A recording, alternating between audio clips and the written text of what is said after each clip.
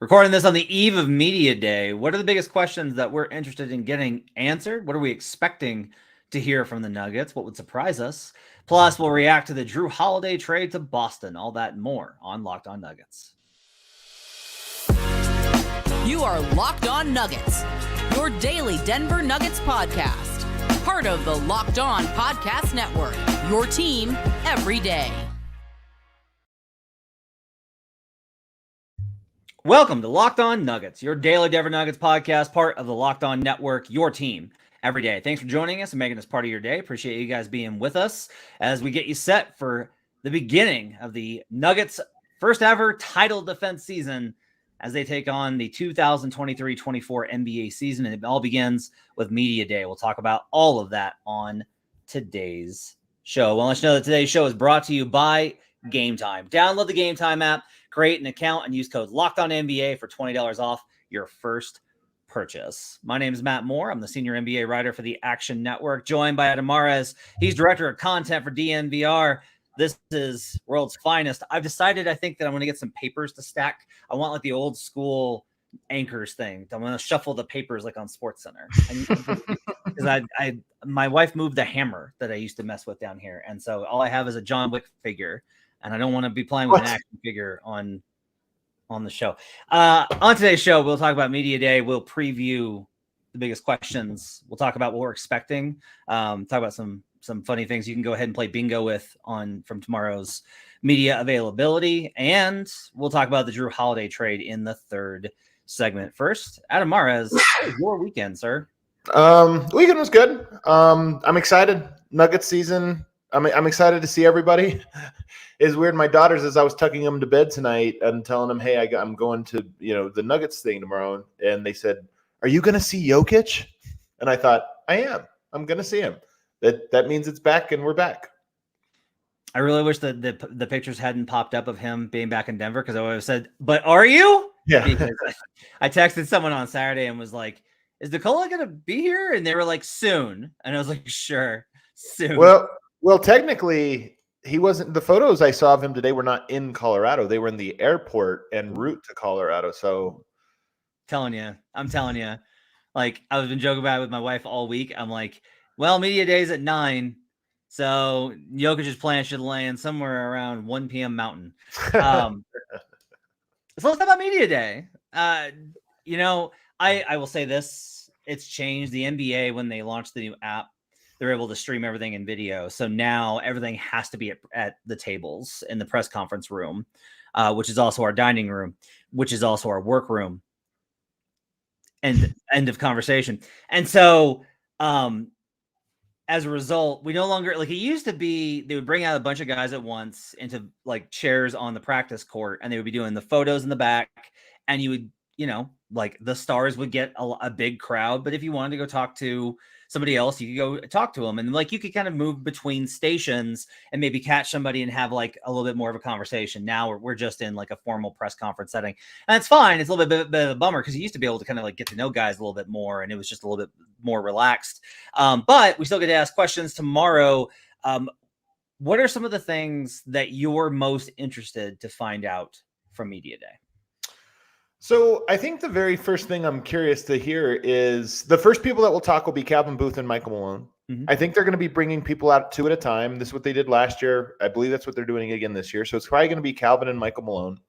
And I just want to see what the theme is for the season. It'll be one of the first things that we probably hear. It'll probably come from Michael Malone. And I just want to see what it is that he feels is the tone he has to set. Oh, that's a great one. That's a really good question, because there's a lot of ways that you can kind of go through this, right? Is like, are they going to be like, I mean, we'll talk about some of the cliches and we're expecting in the second segment, but it's an interesting question of, can he come in and like, I would say that probably he'll set a pretty tough tone early and then back off of it gradually is kind of what I would expect. Does that track with you? I don't know. I mean, honestly, I don't even think it's about tough tone or any of those types of things. Last year, let's be honest, last year it was top 5 defense. That was his thing. He wanted to establish that that's what they were going to do. So I'm just curious if he comes in with one of those, or if he has just something that he wants to kind of harken back to throughout the year. I suspect he'll have something. He'll have some kind of line, some kind of phrase, some kind of something that he'll try to get to early on. 2019, the first year they made the playoffs, his big thing was winning the division. That was the big thing that he kind of came in with, was if you win the division, you'll have home court in the first round, most likely. And so that gets you a long way where they wanted to get to, and it did. I'm really excited to talk to Jamal. Can we stay on Calvin and sure. Malone real quick? I want to go in order on this. The other thing with Calvin that I want to hear what he thinks of the roster. And I actually want to hear both of them. I don't imagine you'll get too much disagreement at media day. You might get Jokic disagreeing with Malone later on. We've seen that a few times. But those two up there together, I'm just curious to hear, what is the roster? Are there open position battles? Are the rookies going to play, or do you hope that they play? What's the expectation for Peyton and Zeke Naji? And is there sort of an accord between Calvin and Michael on those two things? And is there clarity? You can always tell when Michael Malone kind of knows where he's going with something. There's clarity. If he doesn't, then he'll probably talk about, hey, we're going to find out. And I'm just curious to see how much he knows who is and is not going to play this year, or what their opportunities will be. Yeah, I'm curious to see what he kind of says about the inexperience on the roster and how he's going to approach it, right? Just from the perspective of, he's always been kind of placed in various positions of like, you got to develop while you're trying to win. Because he had to do that with Michael Porter Jr. and he had to do that theoretically with Bones Highland. Didn't go great for a number of reasons, but like that was kind of implicit in there, was like growth was part of the process. And it's kind of have to be, because they need 2 to 3 more guys in the rotation. They just need playable dudes. And so I think, his perspective on what he sees of that, I think will be really interesting. I mean, I think Reggie comes in as like the incumbent backup point guard, and it's going to be tough, I think, for even Jalen Pickett to get that right away. Christian Brown obviously comes in as maybe 7th man pretty immediately. And that's like secured. And then, Peyton Watson has a hold on the 8th. I just don't know, like Justin Holiday, Hunter Tyson, Julian Strauss, like the questions are pretty wide after that. And so I'm also kind of curious to know, it's interesting always to ask up front, like the prior, right? To establish like, what do you think now versus by Friday, they'll be in San Diego. There will be different answers and different thoughts from him about how that roster fits. So I think those questions are going to be pretty important. All right. What was your Jamal point? Yeah. So I think I'm really interested to find out what, Jamal has done a lot this summer. Like he didn't want to play him for Canada, but he's been around, regarding music video. That was pretty cool. Been in the gym. And I'm just I want to know like what this era of Jamal Murray is going to be, because we've seen young, brash, learning the ropes point guard Jamal Murray, and we've learned seasoned veteran coming into his own, and we've seen recovering from injury, and then we've seen like this is champion Jamal Murray.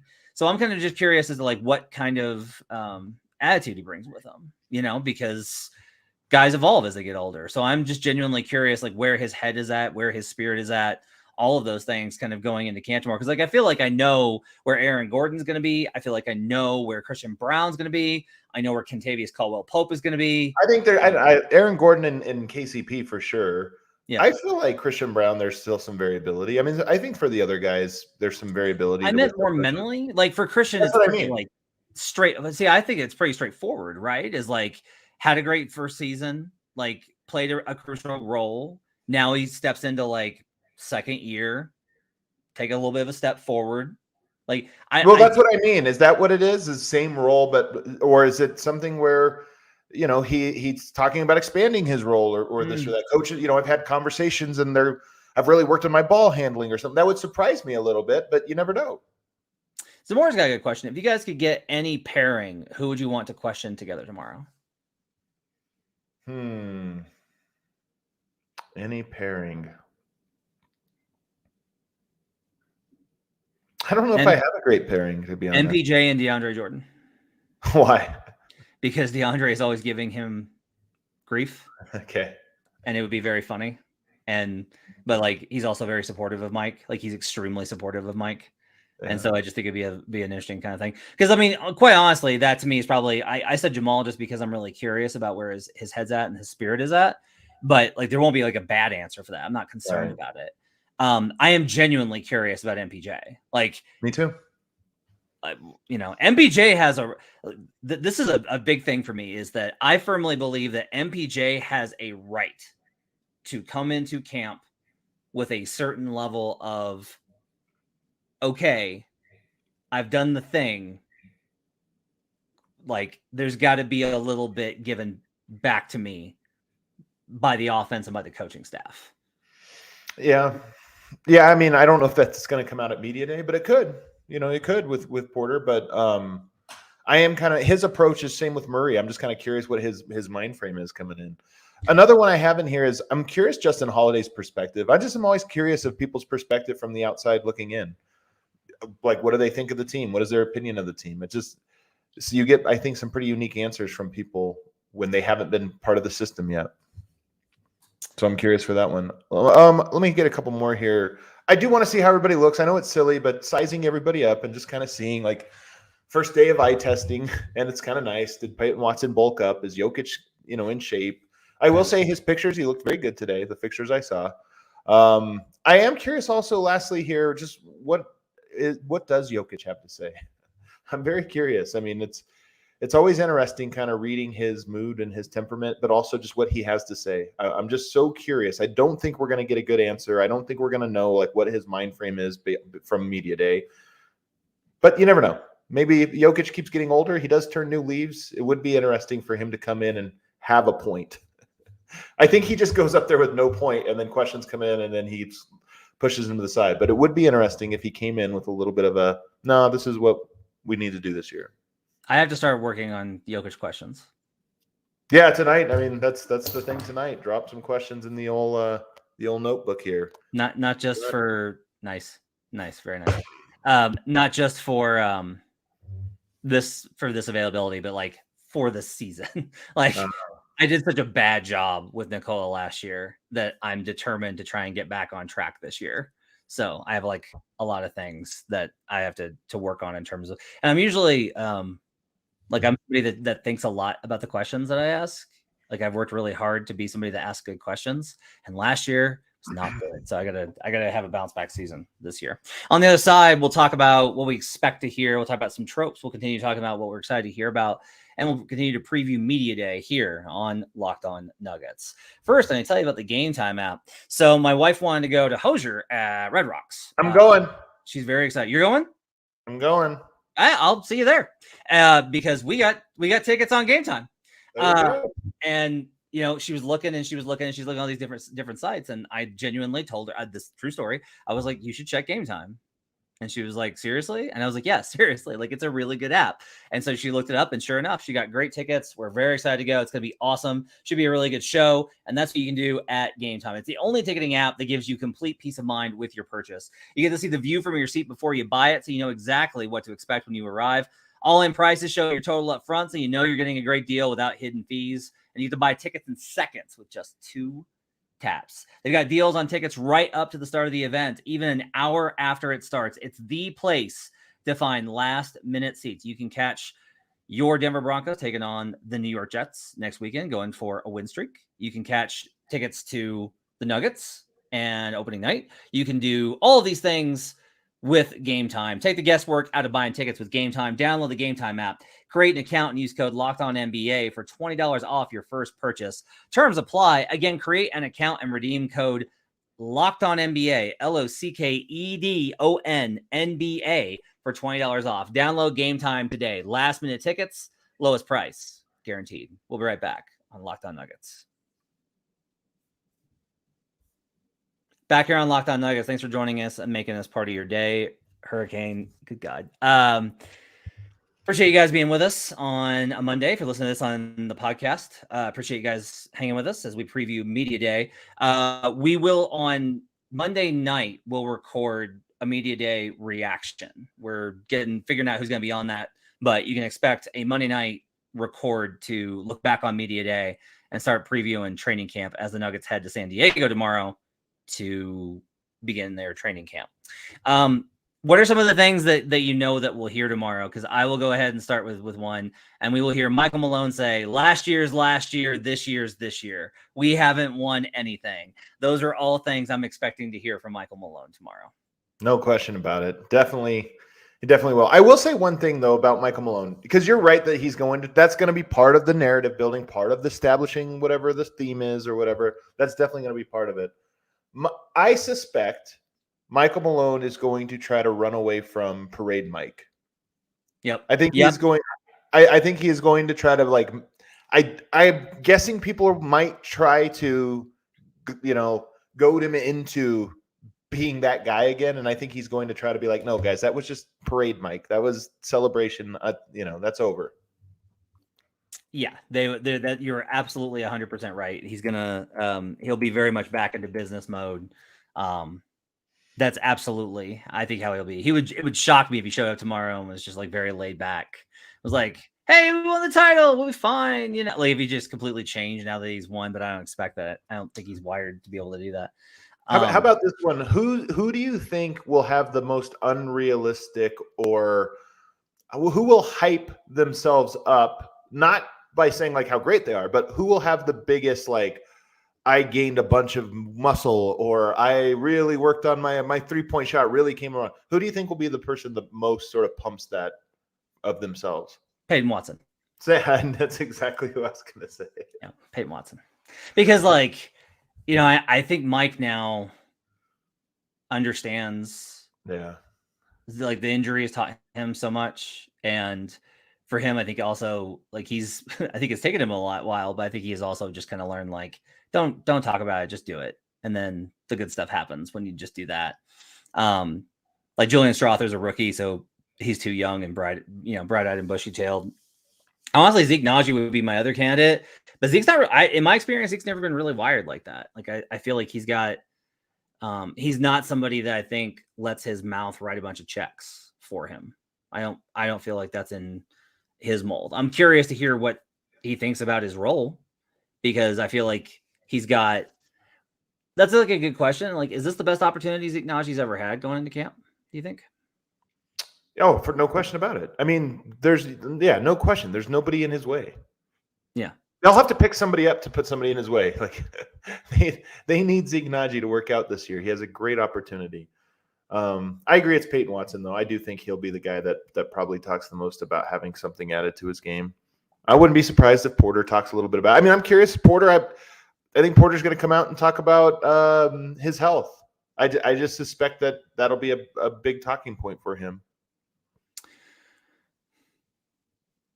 Aaron Gordon, I just feel like is like, if you're Aaron Gordon, what do you want? Like, what do you, like he got everything. He got the team, he got the contract, he got the title. Like what does Aaron Gordon want? That's like just to win another title. But I'm really curious to kind of, find that out. Like, what does he want to get more from his game? Does he feel like this is who I am and I'm just glad to be a part of it? Like those things I think are interesting, because so oftentimes NBA teams really are, even though they can come together and form something really special like last season,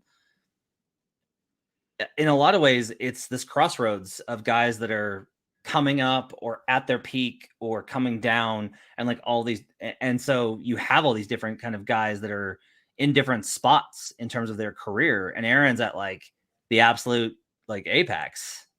Does he feel like he can do more because he's learned from Nikola? Because he's been pretty transparent about the improvement, right? Like he's talked about seeing the game differently because of Nikola. So like these are all, I think, really interesting things. And then KCP, I just think is very much like he'll be. I think the reason that I'm interested in him, honestly, is I'm interested to hear what he has to say about what it's like to try and repeat. Was he on the Lakers 2021 team, or was he traded by then? I think he was traded. I don't think he had a chance to repeat last time. Nope. He was on the roster. Oh, he was for the entire season? He played 67 games with the 2021 Lakers. But that was not the year he was traded in the offseason then. After the after the season. Okay. Mm-hmm. Yeah. Okay. Interesting. Well, I'll say this. Expectations. I'm going to set the line at 2.5 Buffs questions. Over. You're taking the over.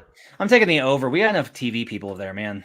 This is kind of what I was getting at, is that not to rag on anyone, but media day's big, and this will be a lot of people's first and last trip to Ball Arena for Nuggets coverage this year, and there'll be a lot of Broncos and Buffs talk in the waiting moments amongst the media contingent, and I just know some people will ask those questions. I mean, I think over is probably right. Malone's going to get asked. Aaron Gordon went to a game, so he'll get asked. KCP, DeAndre Jordan, Christian Brown, Peyton Watson. I think we might get every single one of those groups might get a Coach Prime question. I'm hoping there are no Prime questions for Nikola. There won't be. I mean, come on. No, because he didn't know who he is. There's always a little bit of with Nikola. This is kind of lingering from when he was younger and was very much like a genuinely really funny interview. Like he was hilarious. There's still folks that try and do that where it's like, let's ask him something funny and random and he'll say something goofy. And like, he's really tired of it, which is why like, I don't necessarily engage in that with him anymore. But I just kind of wonder if there's a chance that somebody might take a, hey, what do you think of the Buffs? Have you been paying any attention to all that? I want to ask you, you know better than I do. And you can ask the folks over at Serbian Corner. Maybe is it like, should we ask Nikola about Serbia's silver? Yeah, I mean, why not? First of all, why? It's not like you're not going to avoid a topic, right? I was more thinking about like, would that be an uncomfortable question? I don't think it would. He's got a lot of friends on the team. This or that. I think he would have a good answer for it. Okay, I'm sure that there's always there's typically a Serbian reporter at media day. So really. Yeah, usually he comes over. I'm not familiar with the gentleman's name, but usually he's there. So he was there last year, I think. I'm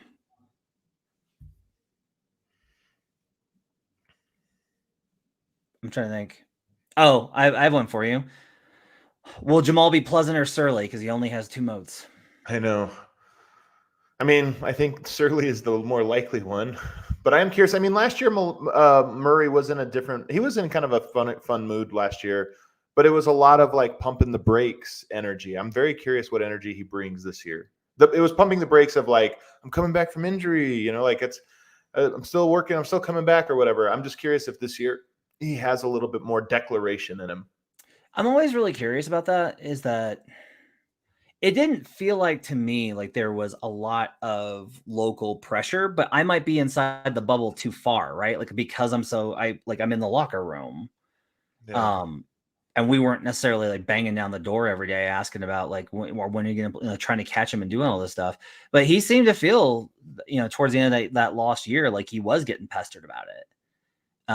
Like he felt like he was under a lot of pressure about it, and he kind of came in, with a little bit of frustration about it. So he's removed from it now, but it's just kind of interesting to kind of look at it. I do kind of want to know, I guess, where he's at physically just as a starting place, because he did miss, FIBA. Like he did miss World Cup.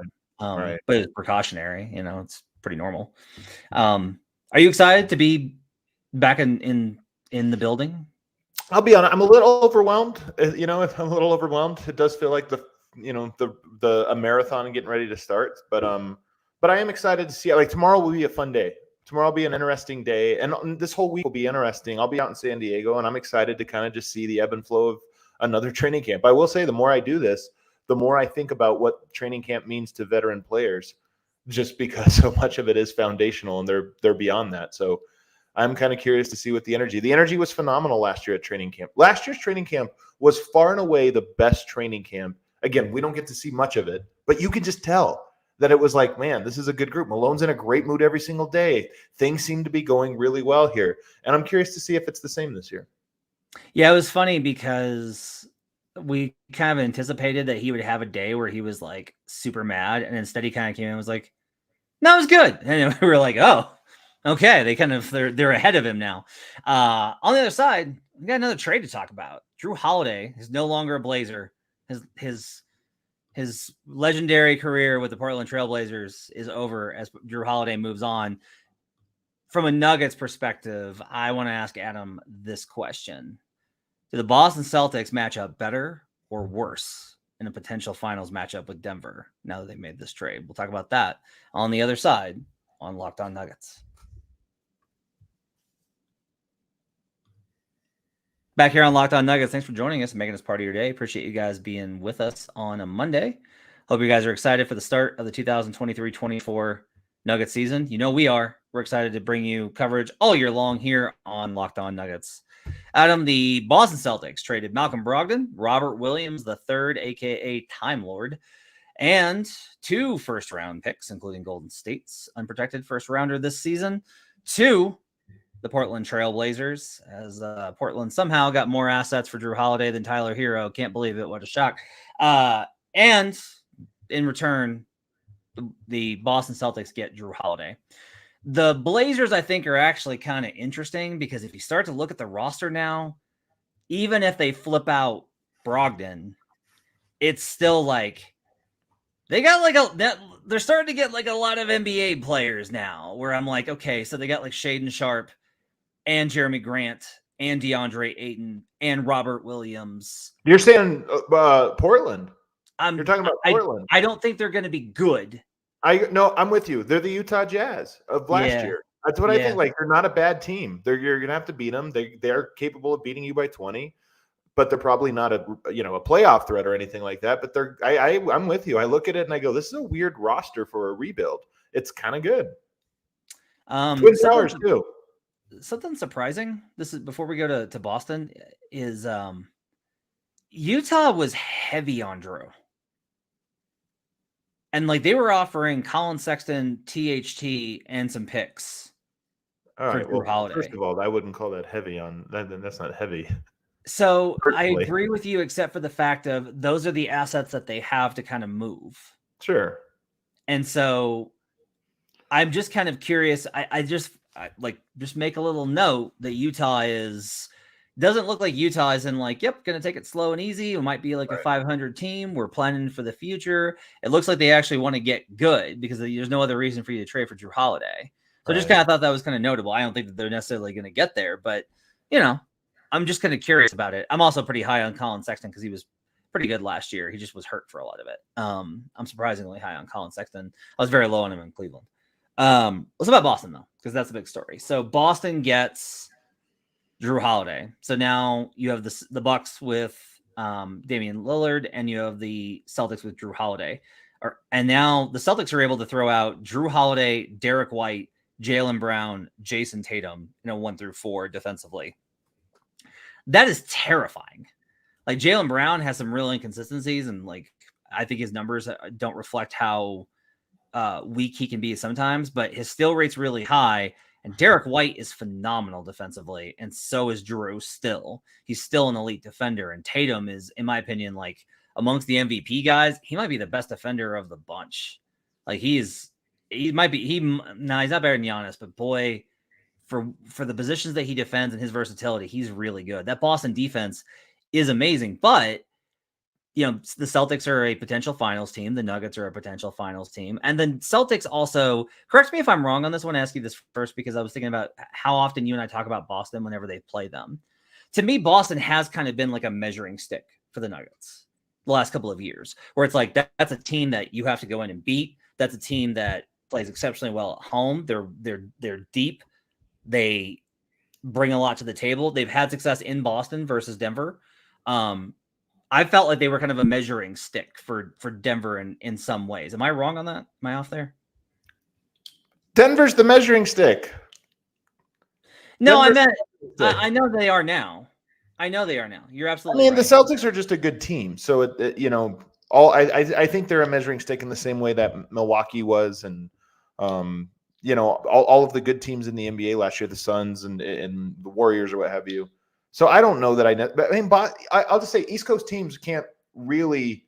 I don't think teams take interconference games as seriously as they take conference games. So I don't know that you could say it. I do think that those are good matchups, but I don't know that's necessarily a measuring stick. Here's the thing about Boston, though. They effectively traded Robert Williams. First of all, Robert Williams is a really good defender, man.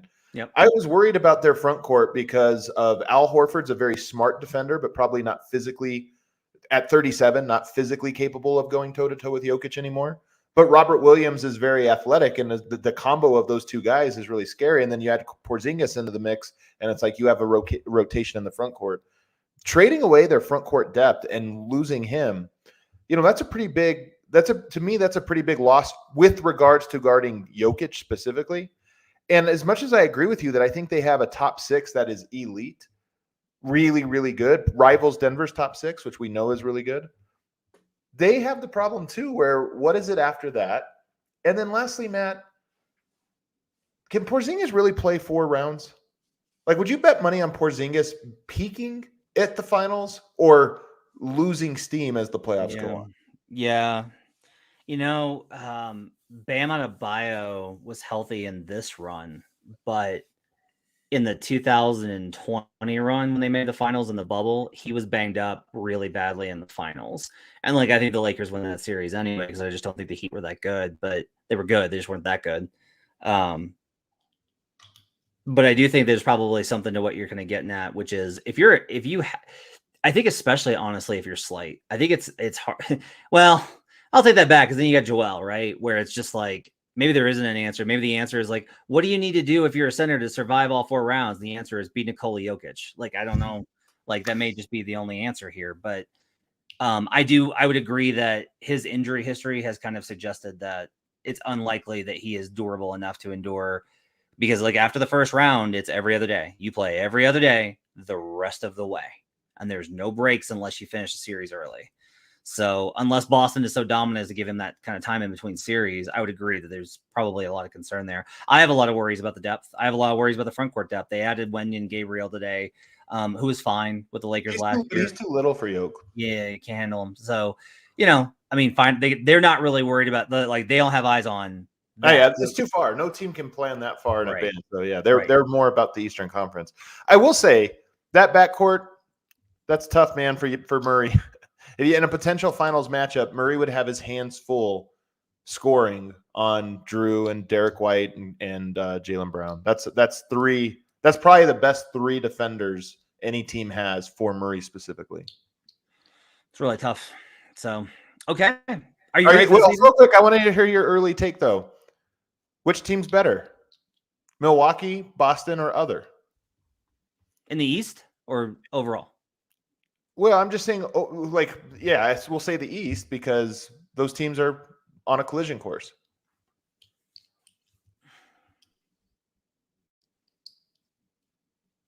If everyone's healthy, which is a big if, and it's not going to happen, but we can say if, I lean towards Milwaukee.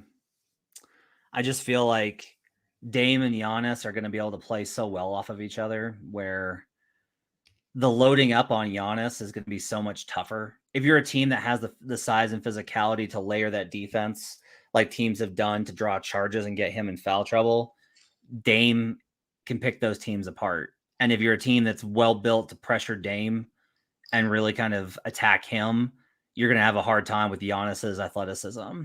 You throw in how good Brooks still is. Mid, I think, is starting to slip a little bit, but he might have a bounce back season now that he got his contract. That may honestly be a big part of it.